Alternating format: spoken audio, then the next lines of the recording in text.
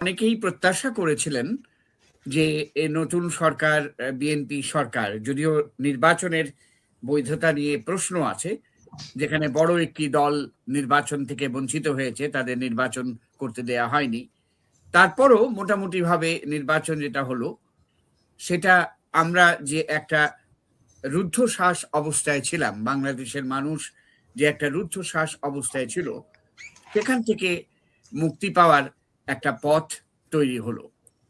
এবং এই প্রথম, এই যে আপনি বলছেন ব্ল্যাক স্পট, এটা ঠিক যে এই প্রথম একটা কালিমালিপ্ত অবস্থায় নিয়ে গেল বর্তমান সরকার, যখন বাংলাদেশ ব্যাংকের গভর্নর আহসান এইচ মনসুরকে এক অর্থে বিতাড়িত করা হলো।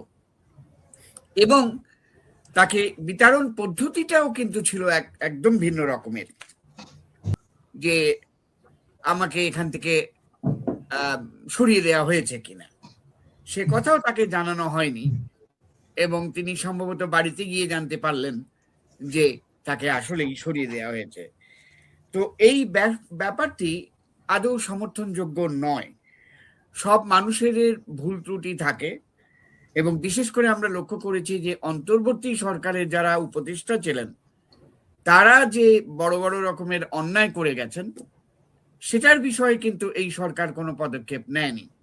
এই সঙ্গে বলতে হয় যে তিনি যতগুলো লোককে এই বিভিন্ন পদায়ন দিয়েছিল অন্তর্বর্তী সরকার, তার মধ্যে আহসান মনসুরকে অনেকেই মনে করেন যে তিনি যোগ্যতম ব্যক্তি ছিলেন, এবং ব্যাংক পরিচালনার ক্ষেত্রে তিনি যথেষ্ট বুদ্ধিমত্তার পরিচয় দিয়েছেন।